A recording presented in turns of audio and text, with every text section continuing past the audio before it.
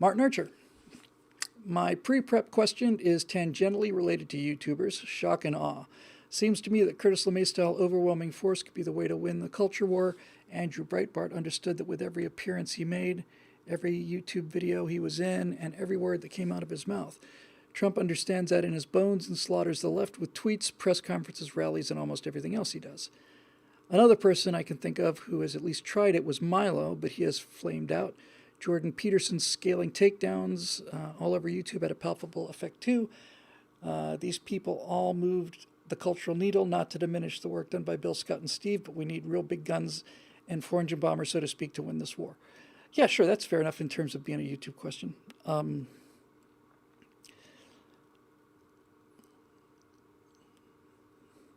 me think about this for a second.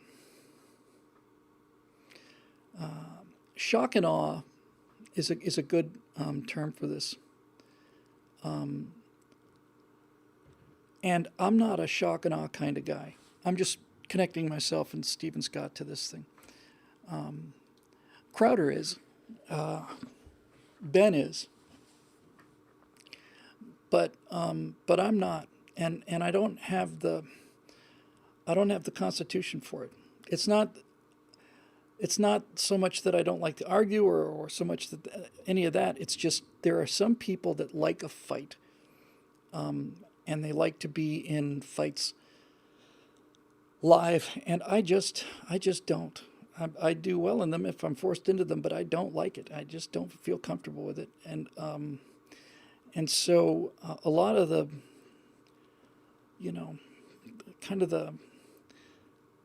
Ben Shapiro sticks a knife in every chance he gets, and that's important and good, and it's earned an enormous audience, and he certainly earned all of it. And same for Crowder, and Jordan Peterson's got his own kind of thing. I'll tell you one thing, Martin. The one thing that you've identified with people like Peterson and Milo and Breitbart is that all of them are absolutely fearless when it comes to telling the truth, and they tell the truth in provocative ways,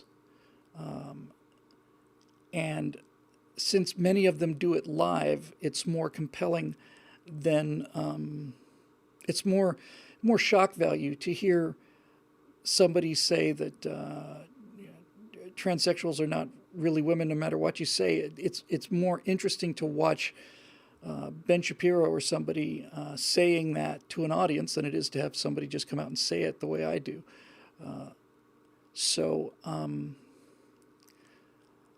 I don't want to say that we're taking the high road here, but I do think that to some degree, your entire concept of shock and awe depends on shock and awe, and none of the three of us, have that as an objective, really. We could be a lot more. When I say we could be more provocative, it kind of stopped myself from asking the question because the three of us are not like that. We're not like that. The closest we come to it is on Bill Whittle Now, where Scott continues to assume the role of mild-mannered progressive reporter and keeps pushing me on issues in terms of defending things. He does a brilliant, brilliant job of that. And I respond to that, and I usually get a little bit heated in that, but I'm never, it's never like, listen to me, you stupid bimbo, or anything like that. Milo, Milo's flame out is instructive, I think. I heard he had a lot of money put into what he was doing. I don't know whether this was just before or just after the big so-called scandal that brought him down. I thought that the scandal that brought him down was absolutely unfair. They were saying that Milo was was in favor of child molestation, and he just said he got into sexual affairs when he was younger, didn't bother him, and that's pretty much all he said. And they'd just been looking for something to strangle the guy with.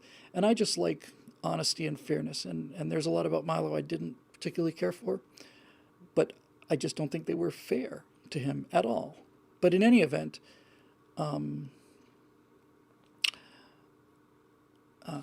Milo was everywhere. And I saw people in the business who basically were just absolutely convinced that he was the second coming. And I didn't think so. And I didn't think so then. I don't think so now. I think now it's pretty much proven. So why didn't Milo come back? I think it's because on some level, Milo, I don't want this to be misundertaken. Oh, that was a George Bushism, if no one's ever said that before. Misundertaken, that's a great word, my God. I don't want to be misundertaken about this. But Milo, Candace Owens, maybe a couple of others, are one-trick ponies to the degree that they are, it's the angle that they're coming from that's interesting. Yes, it's certainly true that he's banned from Twitter and all the rest of it and all that. I get it. But I think the reason that Milo didn't manage to take his audience with him and keep it, because he's just essentially pretty much vanished from the radar. Saw some of the stuff on his new channel. Just nobody's watching it, and he's certainly not getting invited out. That's because Milo is great at face-to-face confrontations. Milo loves it. He loves it. He loves being in the spotlight, and he loves the kind of the fight. Breitbart loved the fight. Breitbart just loved it. I remember not long after I met him, it was at CPAC, and there were people protesting him personally by name, and he just said, "Well, let's go out and talk to him." Not to me, he just did. Apparently, he got some roller skates and skated out to him, and just skated right in the middle of this crowd that was calling for his head. Started talking to people, and apparently took them all out to lunch. And see that I have endless respect and admiration for people who do that. But it's just not me. It's just not. I'm the kind of guy, I think, that in a public debate, which I don't get into very often, I will certainly be reasonable and rational in the presentation, and then I would. I've been known to get off some good broadsides, but that's counterfire. I'm the kind of guy who doesn't really fire unless fired upon. That's generally my motto, in fact. And certainly my position in Star Citizen, which is a world, strange thing to bring into this discussion, but the thing about Star Citizen is it's an alternative universe where there are essentially no consequences for whatever action you do, so you get to learn a lot about people. And I realized that I'm a white knight. I hear people being slaughtered by pirates, and I rush out there and see if I can stop them. Some guy was trying to do something on the space station, and I gave him some help, and because I would have wanted that kind of help. Anyway, it's interesting to see what your core personality is. Obviously, Jordan Peterson likes a fight, but hang on, here we go. Hi. We're fine. Thank you very much. Have a good night. Jordan Peterson obviously likes a fight, but for Peterson, it seems to me that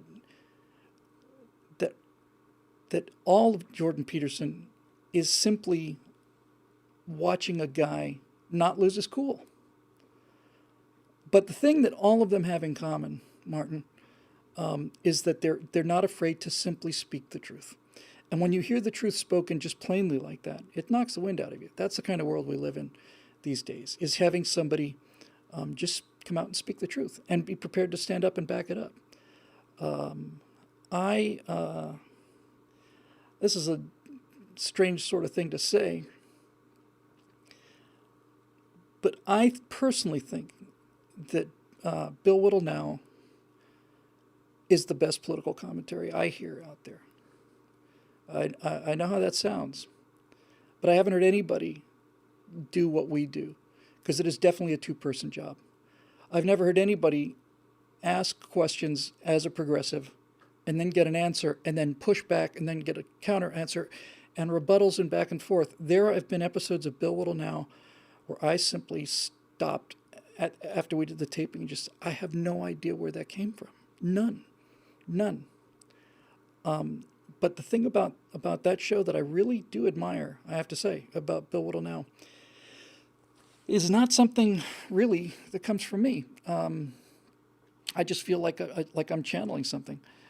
But I do think that there have been many, many times during episodes of Bill Whittle now where I don't know what's coming. I never know what the question's going to be. Seems like Scott's got me on the ropes with these things, and then time and time and time and time and time again, I just realize, okay, so I've got a political philosophy and I have a moral code. And what does my moral code, upon which my political philosophy is based, what do these things tell me about a situation I've never thought of before? What does it tell me about the ability to have designer children, for example? And I haven't seen anybody do that. And I got to tell you, I just really, really wish that show had a lot more viewers. And I think if it could get out there, break out there, I think it would have a lot more viewers. Numbers are going up, but audience building is audience building. But I really, seriously think that that is that show captures kind of sort of this. How do I want to put this? Well, I'll just put it as honestly as I can. I've done hundreds and hundreds of firewalls and afterburners, and almost everything I looked at, and I'm not done with those, but almost everything I looked at was stuff that I hadn't really thought about before. And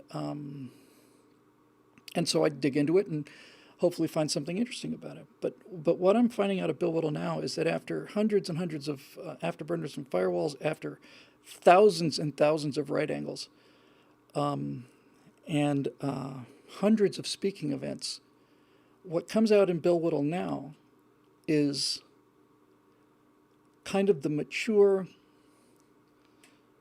facility with this philosophy. Because it's all impromptu, none of it's scripted, and I genuinely do not know what the question's going to be about. But some of the answers that come out of my mouth astonish me. And it makes me realize just how solid this philosophy we call conservatism is. I mean, it really can give you an answer for everything. And not just an answer for everything, give you a good answer. When I say good answer, I don't mean even like a correct answer. I mean a morally good answer. That no matter what we seem to get thrown at us with that, no matter what topic Scott wants to present to us or crucify us with, the philosophy, the philosophy has a compassionate answer that works in the real world, and I just think it's great work. I wish it was being seen by more people, but this is the difference between modesty and false modesty. I'm a modest person. I'm modest about all this work and stuff. I still never ever get over meeting people when they come up and say hi to me. But I'd be lying if I didn't say that this was, I think, the best work I've ever done. I know most people probably don't agree with that, but let me just say that what Bill Whittle now is it's 10 years of experience that are now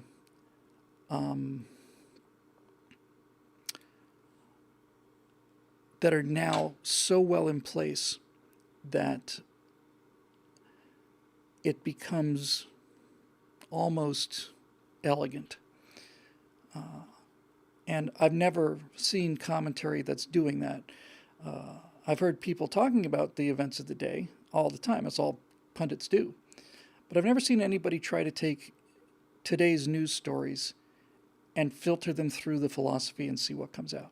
So I just am very, very, very proud of that. Anyway,